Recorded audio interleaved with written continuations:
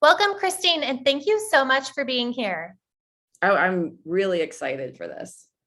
I am so curious and fascinated by the horse energy, the spiritual side, the scientific side, and how we as humans can really embrace the energy of horse and the physical contact with horse to heal our nervous systems, to overcome our fears and to overcome our limiting beliefs. And so I'm so excited to get into all of that with you today. But to begin, I would love if you can take us back to where this journey of connecting with horse and the magic of horse really started for you. Okay, yes, I would love to. It's interesting because I have, from the time I was a little girl, like so many people, have just adored horses, dreamed of horses. I was horse crazy as a kid. I did not get the opportunity to get a trainer or do lessons, but I would go to sometimes horse riding camps that were through the YMCA. And that never went away. And what I found was, as an adult, I was in a pretty psychologically abusive relationship at one point. And when life got really the most stressful, I would find myself automatically looking for, where is there a public stable? And I would go and I would just walk up and down the stalls and walk up and down the aisle and just pat the horses' noses, and just be around the horses. And it always made me feel so much better. I always felt more grounded. My feet were on the ground. Things got shrunk back down into perspective. And I had no idea at that point in time that anybody was tapping into that power in a real way to work with people and horses and to connect humans and horses in healing. And in 2007, I read a book by Linda Kahana called The Tao of Equus. And it is not a light read, but it is a powerful read. And she really beautifully described her journey with her horse and how it became a spiritual journey. And all of the ways that she learned to put this together and help other people. And she started Epona Quest, and she did all this amazing work. And when I read that that was a thing, I was like, that's the thing I want to do. That's what I want to do. And I had no idea of how I was going to do it. I was about as far away from horses at that time as you could get. But I put it on my vision board. I just read everything I could get my hands on. I started attending any type of clinics or anything that I could get to. And, that was 15 years ago. And it took me about 10 years to get to the point where I had my first horse and started really doing some work. But it's just phenomenal. And the horses are our greatest teachers. It's so beautiful. And I'm so curious to dive into that a little bit more. For me and my journey, and I think a lot of us, we get separated at an early age from what we truly know is like that calm nervous system, that safety of that connection to that magical realm. So I'm so curious to know, it sounds like when you were younger and you were petting the horses, like that you were in that calm nervous system connection and that remembering. And then when you got older and you thought, this is the path that I want to go down, were there some visceral flashbacks and memories that connected you back to that younger part of you that had that knowing all along? So that's a really good question.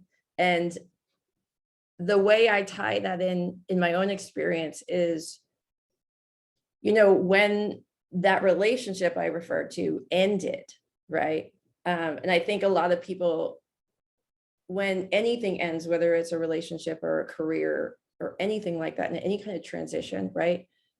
For me, I didn't know who I was, right? I didn't really know who I was at that point. I had given so much to something that didn't work out, wasn't meant to work out.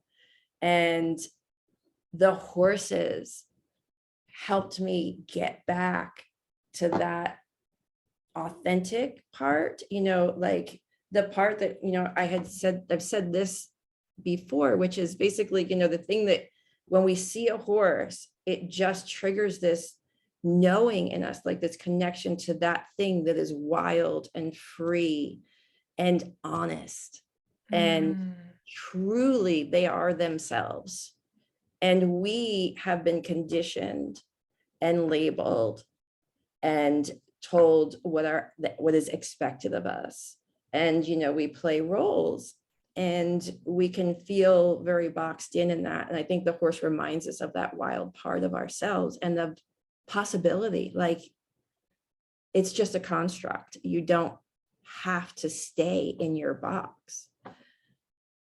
It's so powerful. And like what was coming up for me when you were sharing that is there's a part of me that has a little bit of fear and intimidation by a horse, which I thought was fear and intimidation. And when you were just speaking that, I'm like, wow, maybe it's not fear and intimidation. Maybe it's that the horse is so centered in its boundaries and just energetically speaks them that we can feel like either you bring your own confidence and your own present moment awareness to connect with this majestic, huge force, or it's not going to reciprocate with you. It's not going to work. Your energetic vibration is going to repel rather than attract and be in harmony. So I'm so curious because that just like came up to me. I never thought about like a horse with boundaries, right? When I'm in this place of learning my own boundaries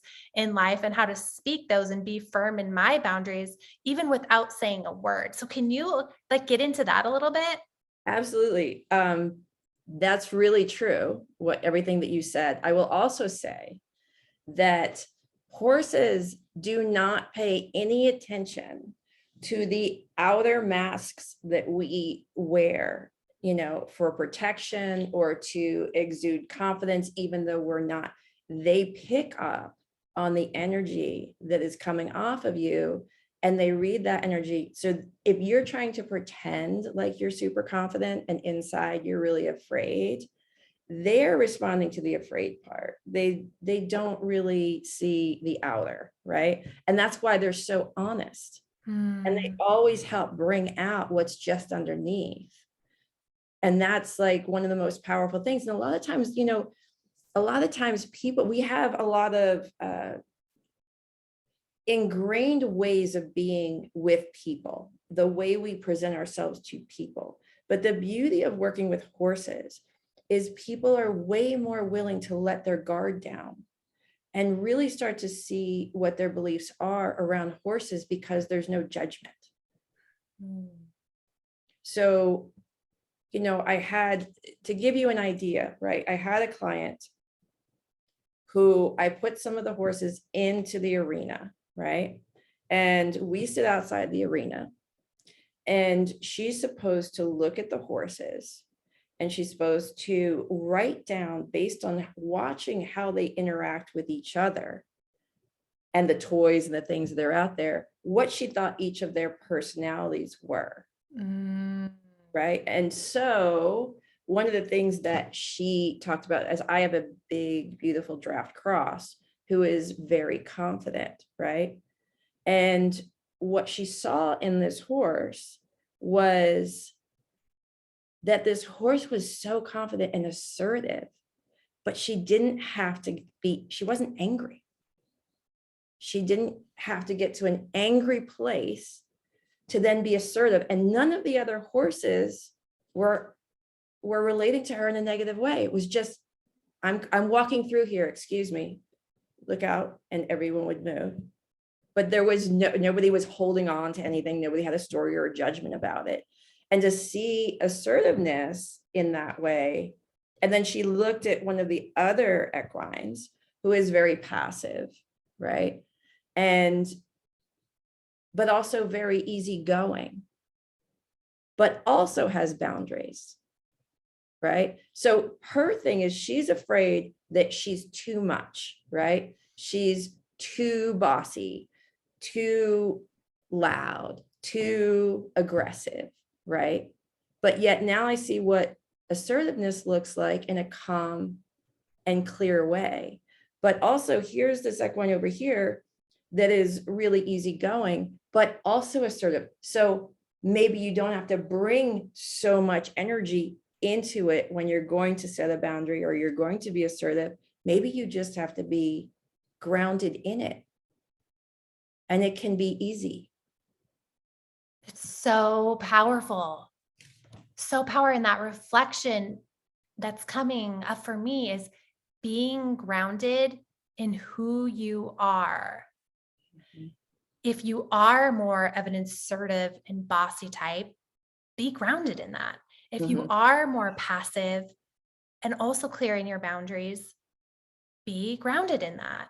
Right. Instead of trying to be the assertive, bossy one that looks different and maybe more socially acceptable, stop Mhm. trying to like put yourself in that box and figure out how to embrace your own authenticity. Yeah. So can you tell us more about this? Because there's so much, and I would love you to just take us through. You start this journey, did you say 10-year journey of getting to know the horses and the capabilities of the healing potential? Like, what were those first big, like, personal ahas, like those visceral knowings and like rememberings that you will never forget that you started incorporating in your own life and then were able to branch out and start holding that space and reflection for others? Um, Let me think. Like there's definitely a lot of different scenarios that have happened. Not only my own experiences, but like even hearing other people's experiences that I one of the stories that I had heard, and then I'll share one that I heard in one of my own, was that there was a man that was in, I believe he was in the military, and had PTSD Mm. from, the things that he had to do while he was in the military. And uh, he felt like a monster for it. And, Mm. he was sitting with this horse, and the horse came over and the horse laid down next to him and spent time with him, just laying next to him. And, in the end, when he came out of that, his interpretation of that was that, I think something along the lines of like, I just wasn't interesting enough. The horse was not interested in connecting with me. And the facilitator said, absolutely not. Like, that's the exact opposite. The horse felt so safe that you would protect it, that it was able to lay down. And that was a watershed moment for that person, right? And in my own experience, I even had someone here that we weren't even doing a session. We were just out with the horses.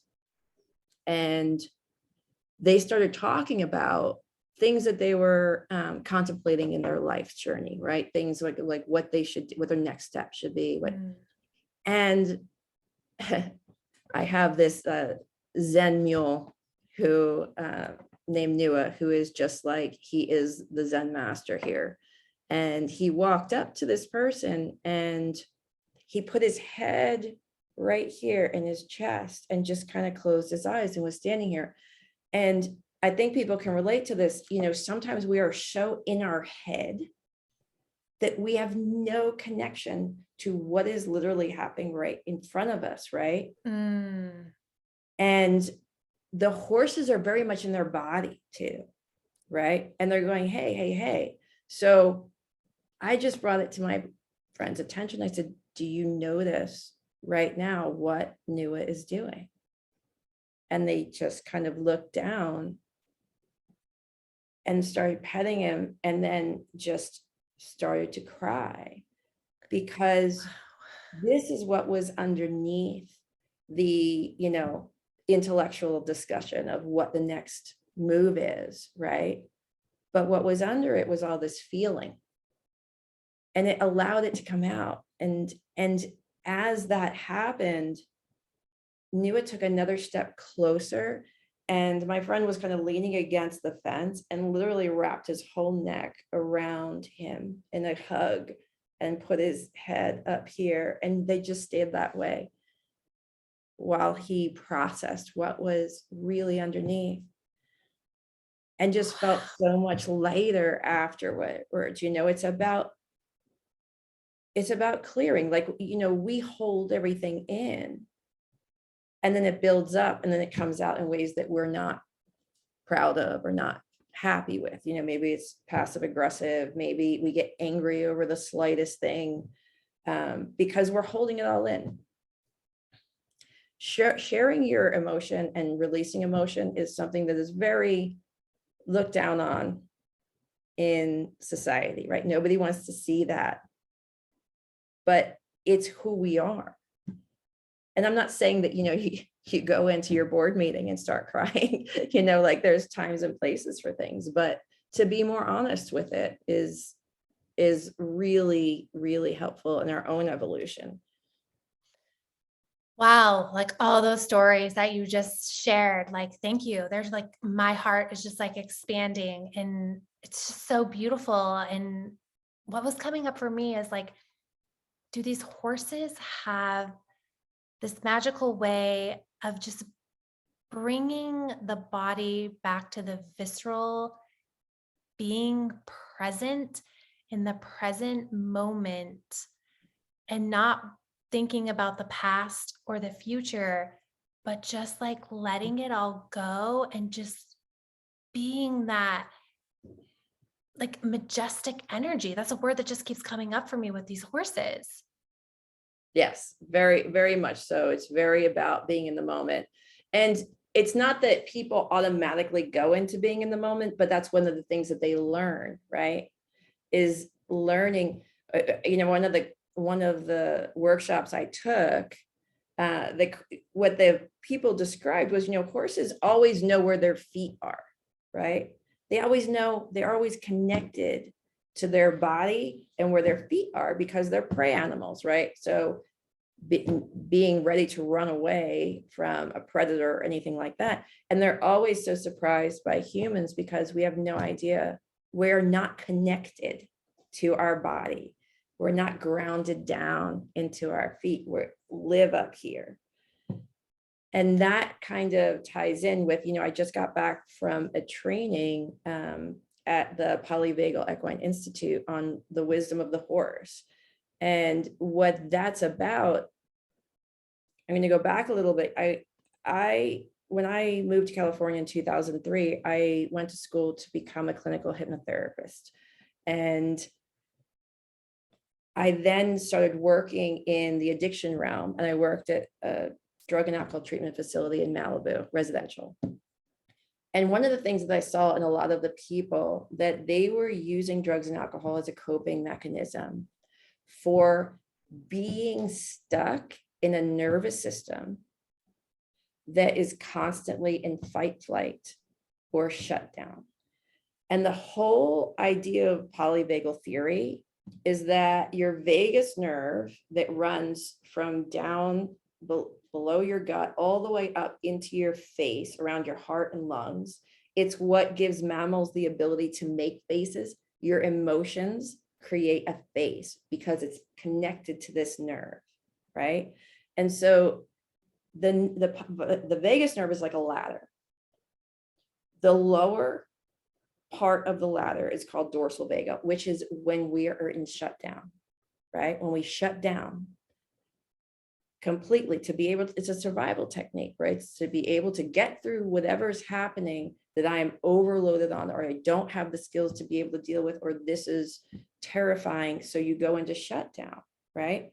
Moving up, we're in sympathetic in the middle, in our gut, that feeling in the gut, right?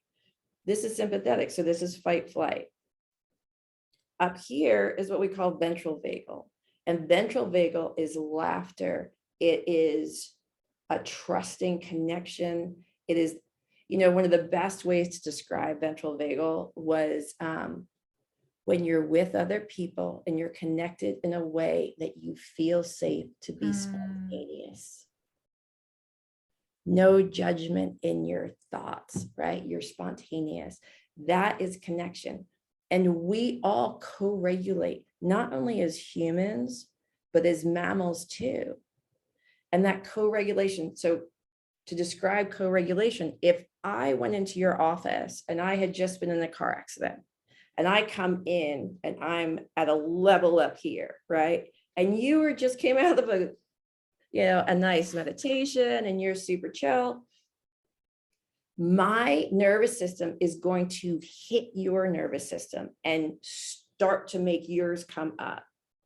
If you can keep down, the calm energy from your nervous system can actually help mine too, to help me start to regulate.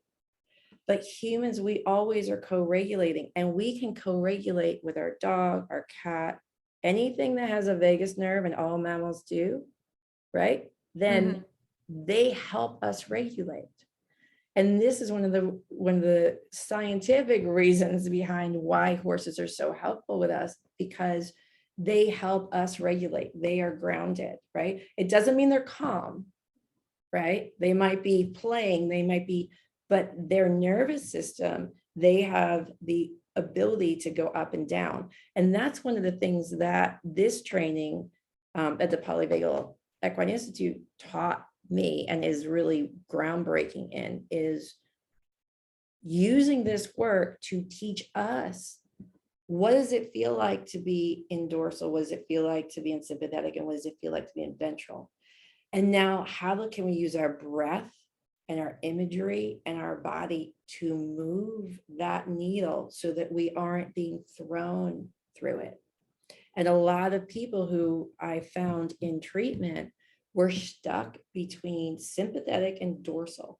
So I either shut down, or I'm reactive, or I shut down, but really hard to get up to here. And being able to watch it play out with horses, sometimes people don't understand, what is a boundary? I don't know what boundaries are, right? I don't know what it means to be anxious, right? I don't know what, but when you see it in front of you playing out, oh, now I understand, right? Yeah, it's so incredible. And I'm so curious to know more about that, how that looks watching a horse go through the different stages. Like, so if a person, I'm here in Montana, there's horses everywhere, right? Yeah. Like my mother-in-law is a huge horse person.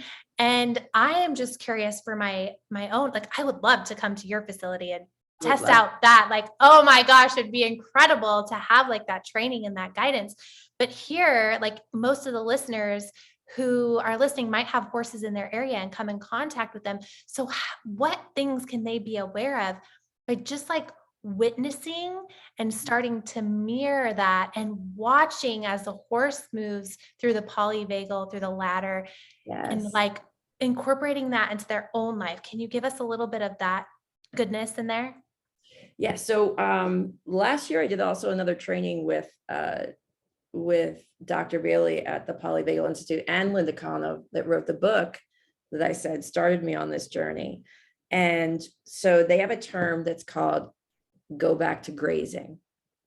So it's the idea that you can watch a horse, say, out in the pasture, right? Let's say a dog runs by, a loud truck, something backfires, all the heads come up, like they maybe get activated, maybe they trot around a little bit, but as soon as the danger is gone, they just go back to grazing. So how do we tap into that as humans and not stay, in that place? How do we learn to go back to grazing? I don't know if you're familiar with heart rate variability, right? So that's a lot to do with learning how to navigate the polyvagal ladder, right? So heart rate variability is associated with improved psychological well-being, right? It also, they're finding evidence that it increases your lifespan. It helps your body to be healthier. And that's part of the work that we do with the horses too, is that we are constantly using the breath to regulate heart rate variability. Tell me more about that. Using the breath with the horses to regulate the heart rate variability. Break that down for me a little bit, please. So basically, one of the things that we're trying to get, there's different types of equipment that you can use to track your heart rate variability. And heart rate variability is the space between beats. And that space changes all the time, right? Your heart does not beat. It does not beat steadily in a rhythm. If it is, then they say you better get to the doctors, right? It changes. And that heart rate variability tells us a lot about, you can tell us a lot about the person's state that they're in right now, if they're anxious, depressed, things like that, right? It reflects in the heart rate variability. So, and it also reflects on getting to this ventral vagal place, right? So utilizing the horses, right? They're almost always in a good heart rate variability. So we use them to be able to help regulate ourselves. And we have a way of breathing. Now, people can have, I think there's apps on Apple Watches that will tell you your heart rate variability. Yes. The Heart Math Institute has an M-wave meter. There's a lot of places that create tools that you can use. I don't know, the jury's still out on how well they work, but in the meantime, right, while we're getting better at being able to track this, you can start learning how to use the breath. And one of the ways is that you use a count of 5 to breathe in, and you want to breathe out at a count of 5 as well, right? Sometimes you can use your fingers, if you were like kinesthetic person and you want to do 1, 2, 3, 4, 5 on your fingers and down, but the breath would be like, 1, 2, 3, 4, 5, 1, 2, 3, 4, 5, 1. And as you're doing that, you're also putting your attention in your body to kind of relax, to kind of go serene. And this is not the same as relaxing. It's not meant necessarily to relax. What it is to regulate. Sometimes people feel like their brain is clearer. They have more energy after doing it, or sometimes maybe it connects them to the fact that they are a little tired, but it's the truth, right? It's the truth of their inner experience. And so is this something, the breathing that they're doing while looking at the horse, while engaging with the That's horse? Yes. Yeah. Okay. So somebody would come, they would be like viscerally connecting, like energetically connecting with the horse while doing the breath work pattern. So one of the exercises that we do is, let's say you're in the arena and you're in the arena with a horse. And sometimes we come with, we're bringing in our anxieties or our, agitations or anything. And maybe we're not trying to, but maybe that's just there, right? It just is. And, the horse might not be very interested in engaging with us, right? So maybe they're ignoring us a bit. I've seen many, many cases where people will then stand, 30, 40, 50 feet away and just start doing their heart rate variability breathing. And at some point, it's like the horse just goes and suddenly looks over. It's like, you are now on my level, right? Energetically, I see you now. And then they come over because now they're curious to check you out. And that has happened many times. That is so magical. Oh my gosh, that is incredible. And that just, yes, like that, there's so much talk around magnetization, right? Energetically, even as human beings. Sure. And like, I think a lot of us have that programming that will magnetize others when we have more money, will magnetize others when we're Right. more beautiful. Like, and these are what I would consider limiting beliefs. And I would love to hear your perspective on this as well. So, like, we have these limiting beliefs, these conditioned ways of thinking what we're going to magnetize. If I want more money, I got to have more money to magnetize it and magnetize this or that deeper relationships, soulful relationships are going to come through money and overdoing and overgiving. And it's just so beautiful, this reflection that's coming to me of no, the magnetization is in the groundedness, calmness, in being able to be with whatever is in the present moment. And even between a human and an animal, such as this incredible horse, which I don't even know how much a horse weighs, but it's probably like 10 times at least my weight, is literally being magnetized towards your energetic vibration as a human. Mhm. Mhm. It's interesting, in horse training, right? What I realized, because that's another aspect of, my interest in what I've been doing. And what you find is that there are these people who are these like old cowboys, right?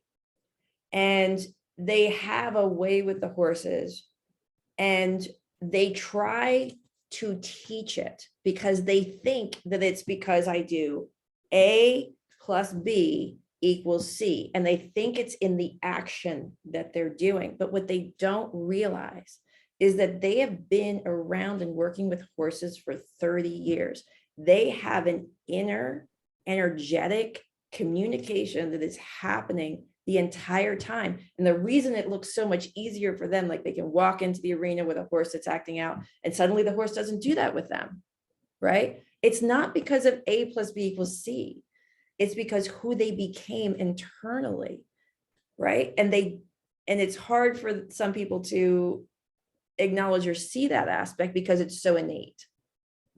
So starting to get to our internal truth and our internal energy that is out, putting out, like you're saying, to attract what we want, right? So that idea of, if you're a person that says, when this happens, I'll be happy, or when this happens, I'll be ready, right? It's not really how the universe works in my experience. In my experience, when you trust and you step out of your comfort zone and you go, I will be okay no matter what happens, because I believe that I am supported and that everything is just information. If I try to do something and that thing doesn't work out, I have two choices. I can either think I'm stupid, take a negative internalization of that event, or I can go, what if that's the universe telling me it's not the way? I'm trying to get you to go over here, right? Look for the next open door, look for the next opening. And I'll tell you a quick story that, the thing that I love about this work is that I am always a student. I am always learning. The thing that I love is I feel honored when people come to me for us to figure out where their blocks are and to help them, empower them to be able to understand how to move them. So not just this block, but how do I need my brain to line up, and what do I need, tools do I need to do so that I can continue doing this in my life, right? And I am a student and practicing this all the time. And because I work in addiction, I had gone to an AA meeting on the beach in Malibu with a client, and they had a kind of famous speaker that day. And one of the things he said is that sometimes he gets too in his head where he starts to think like everything is up to him. All the good stuff that he's created was through him, his direct action, and which then starts to give him anxiety about the future. Because if I created this and I can destroy it, right? Maybe I won't know what I'm doing. And he said the way he gets out of that is that he goes, you know what, today I'm just going to show up. I'm going to be of service to other people. And I'm going to say yes to whatever comes down the road. I'm just going to say yes. And I was like, I personally had been struggling with, just the night before, I had a moment of imposter syndrome, right? Where, when we start getting more and more attention and more clients and things start to really roll, the thing we always dreamed of, you can hit a point where that little voice starts going, do you even know what you're doing? Did you just fool all these people, right? What if this is just a fluke? And everyone's going to figure out that you're not who they thought you were. And I think imposter syndrome has nothing to do with how successful you are. Some of the most successful people I've worked with struggle with imposter syndrome. And so going to this meeting and hearing this, I was like, this is exactly what I needed to hear. I went down the street after. I said, I'm going to say yes today. I'm going to be of service to other people. And I got a coffee and I'm sitting on my phone. And of course, what do? You're scrolling through Facebook, right? And I come across a post about a young girl who has a horse that is in the hospital. The horse needs emergency surgery. And the horse has a 4-month-old filly. She's a sweet horse, and the girl doesn't have the money. And she's like, I will give this horse to whoever puts down the money to get her the surgery. I don't know this girl. And I was like, well, there's your yes. Wow. So I reached out to this girl and we started messaging. And I said, listen, people were starting to start a GoFundMe for her. And I knew what the horse had colic. And I know that you only have a very small window that you either have to put the horse down if it's this bad, or you have to do the surgery. And I said, listen, I have a credit card in my hand. I will put the deposit that the hospital needs down on this horse so that she can get the surgery. And then we will figure this out on how to raise the rest of the money. The surgery was going to be about $11,000. Wow. And so we did that. She said that she got my message just as she was about to call and tell them to put her down, like she didn't have the ability. And the horse made it through the surgery. And I'm telling this girl who's I think she was about 19 or 20. And I'm telling her, don't worry. This is all going to work out. And I will not leave you with the rest of the bill. This is, you're going to be, and it's so funny because about an hour later, I was like, who are you? What are you talking about? Like, but I just had that knowing, and it turned out that and I tell you this, the GoFundMe maybe raised about $1,400, right? In 5 days, I had put, I think, 3,000 on a credit card, right? In 5 days, the rest was paid off without me asking one person for money, not one. People just heard about it. A handful of people heard about it and were like, oh, here. And I was reminded that I had that feeling of imposter syndrome, and the universe is going, silly girl, silly lady, you are supported. How many times do we have to show you? How many times? And it worked out perfectly, more than I could never make that happen if I tried. So being in the flow, and the horses helping teach us, right? Teach us that energy that we put out is like a magnet. So if we can start to recognize when we're in fear mode and we don't feel safe, and we can start bringing ourselves into that, I am supported, I am safe, everything is just information, that's when things start to open up. And if you're willing to step forward and you're willing to put yourself outside of your comfort zone, it's amazing how much comes rushing in to greet you, to help you get to that next step. I could never, ever in a million years have created where I'm at right now without being and working on that aspect and trusting. And it doesn't happen overnight, but the whole journey is amazing. It's so beautiful and so powerful.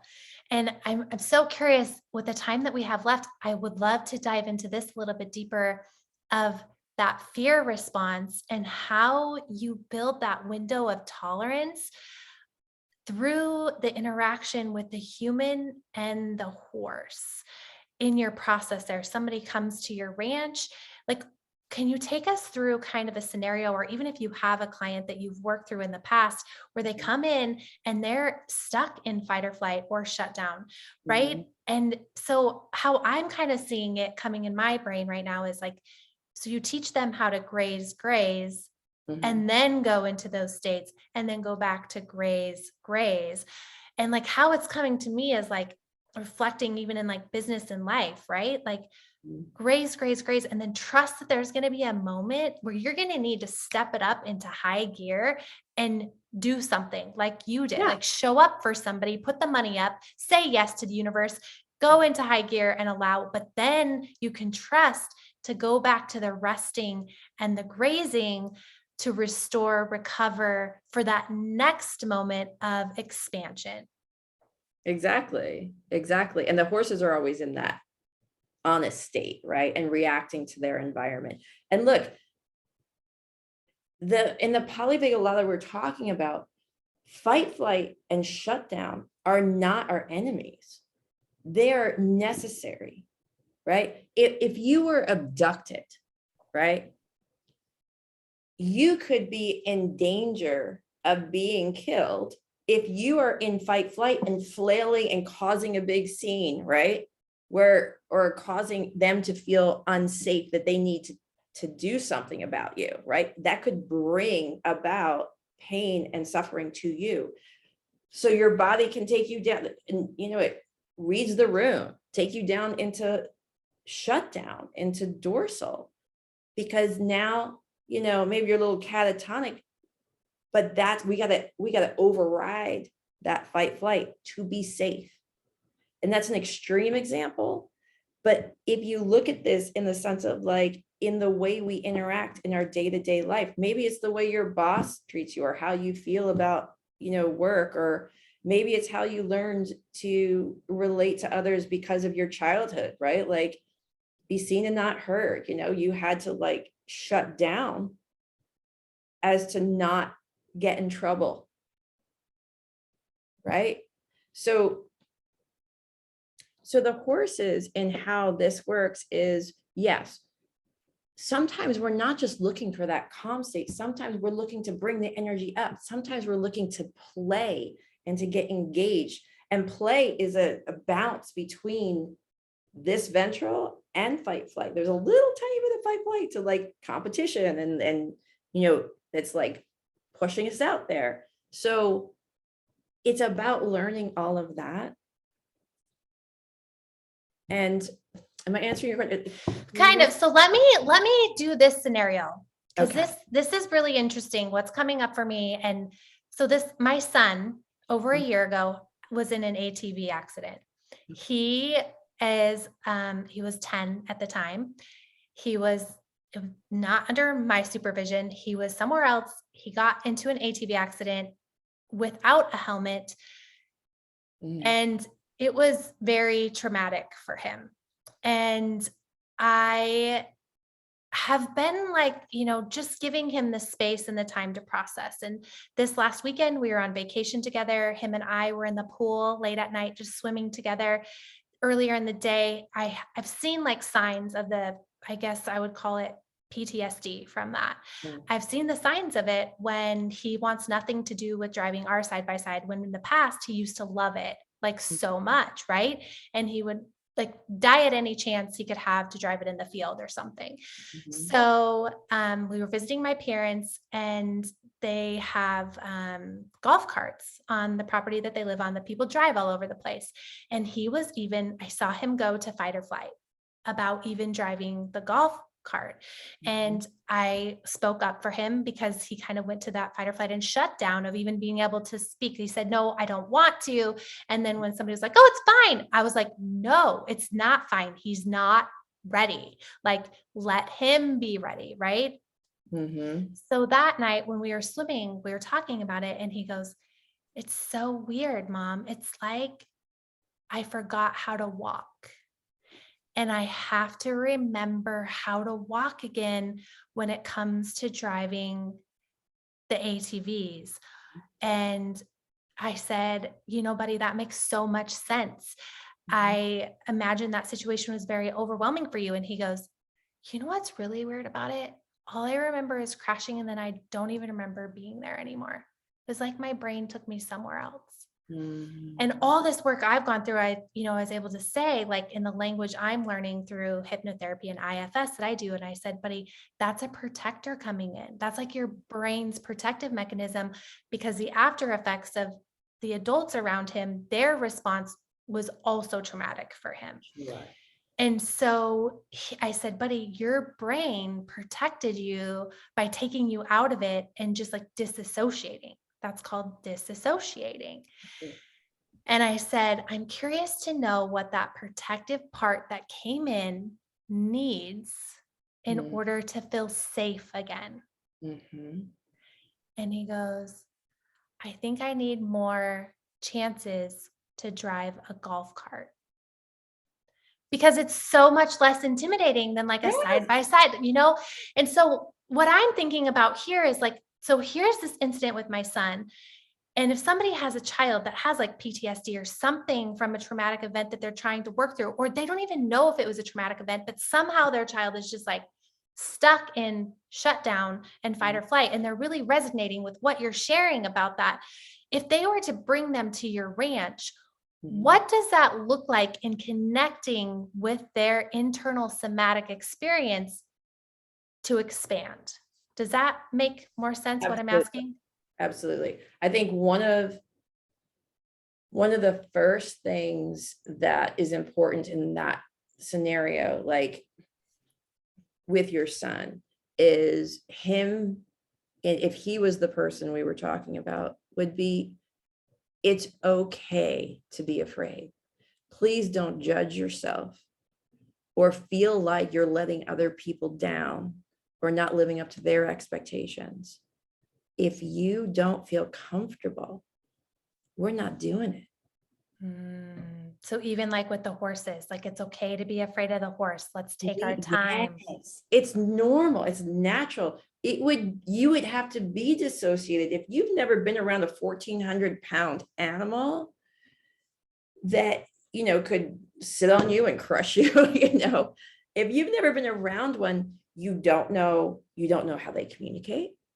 You don't know what signals to look for of agitation, of fear. You don't know anything. You don't have a language or an understanding. If you walk in with no fear or understanding that you need to learn, then you're dissociated, right? You are Mm, dissociated from your own nervous system because this is how we protect ourselves. It wouldn't be logical, right? So that's an important part, is being honest and checking in. And sometimes it's not because people are not trying to be honest. It's they've been so trained to be at war with their emotions and to beat them down that they don't even recognize them when they come up. Hence, that's why using the horses can be really helpful, but they can recognize it in the horses, so they can use the horses as a mirror for their own internal dialogue and their own internal emotional state. And that is super helpful. Gosh, I'm so curious. And I'm like, I'm going to go to my mother-in-law's now and like with her horse. And I'm just going to be like, outside the fence. Cause of course I'm not like super connected to the horse or anything, and just see like, and I'm going to talk to my daughter about it. Cause there's one of my mother-in-law's horses that my daughter's like, she always ignores me. And I'm going to talk to her about that. Well, maybe try this breath pattern of breathing in for 5, out for 5 a few times and see if that makes any difference. And you keep doing that. And also so we typically are like, oh, horsey, come here, horsey. Like, I want to snuggle you. I want to pet you. I want to, right. And that energy, ends up pushing them away, right? Because it's too much. Do you see me as an equal? Do you want to connect with me?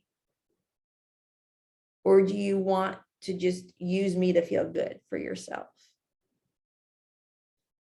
So if you take away the expectation, right?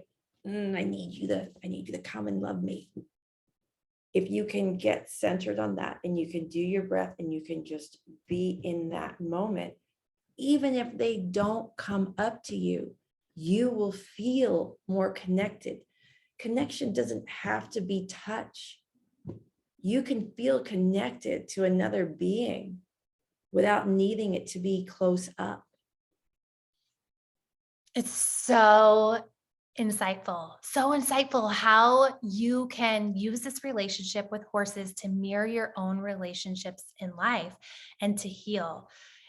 And it's different because like there's not that added barrier. So like humans are constantly triggering us and giving us the opportunity to look deeper and deeper. I guess my last question that I want to end on here, getting into this, is what is that sense of separation and difference between the energetic being of a horse versus the human that's triggering you? Because like when you were just sharing that and about not needing it energetically, right? I did a podcast recently about the energetic neediness of money. And when we have that energetic neediness of money, we actually repel money. It's the same thing with like all sorts of things. It includes like our relationships, like with my husband. If I'm like needy and need him, he's like repelled, right? He's not attracted to that most likely. So I'm so curious to know, what is that cushion of safety for our nervous systems that allow us to do the work more calmly, I'm going to say, with animals rather than with other humans. So for example, like co-regulating with animals seems like very, very powerful if it's not something that you had like that really nurturing growing up. It seems like it's like the next best small step before trying to go straight to the humans. Does that make sense what I'm asking? Absolutely. Absolutely. And look, people can also feel rejection, when they're trying to connect with the horse and the horse isn't looking to connect. The thing about all of this is it shows what is actually happening. What is going on, our limiting beliefs, how we see ourselves in the world, what we believe about the world and what limits there are in that, how the judgments we think of, right? And then the ones that we internalize, they reflect all of this back to us. And so if you come in and you're like, oh, horsey, horsey, horsey, and the horse is like, whoa, walks away, people like just get so triggered by that sometimes, or activated, right? Like where it's like, oh my God, I was just rejected. The horse doesn't like me. The horse doesn't like me, right? Well, is that true? If someone came up to you and went, hey, and wanted to come in that you've never met before and wanted to come in and touch your hair and like grab you, like, what would you feel? What would you feel? Would would you be able to connect to the fact like, oh, this person just really thinks I'm cute and, wants to get a hug? Or would you be like, whoa, whoa, whoa, I don't even know you yet. Hold on, this is a lot. Let's start with you over there and let's meet. So powerful, so powerful. And the thing that's so powerful about that is that we can even ask for permission energetically. We don't even have to with words. Yes, First, with absolutely. on meeting any being, human, animal, it's just incredible. So incredible. You're so wise. So the listeners who are listening and they want more and they can't wait to get to your ranch or learn more about this magical connection with horses, where can they contact you and be in your energetic vibration? So I have a website up, and I think by the time this airs, it'll be completed. It's almost complete, but it's still up and open. So the ability to connect is through that. It's called ravensunranch.com. So it's RAVEN, Raven Sun as in SUN, ranch. And the reason why it's named that is in the fall and winter, when the sun sets, thousands of ravens come flying in. It looks like some type of Native American, ritual that there must be some power with, and they light to the trees, and the sound is so loud, and it's just magic. But so I wanted the name to reflect the environment, but ravensunranch.com, and we're also on Instagram at Raven Sun Ranch. And all the links will be in the show notes, so nobody has to take notes while they're listening. I am dying to get there now. I've always been curious about horses, but now I'm just I can't wait to be in a setting like this. And your setting sounds like magic. So the last question I ask all my guests is, if you could go back to yourself at age 16 to 18 years old, what advice would you give to yourself then?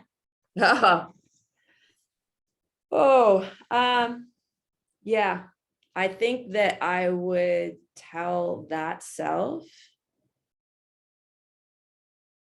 believe in yourself, trust in you, instead of looking for someone else to invest in.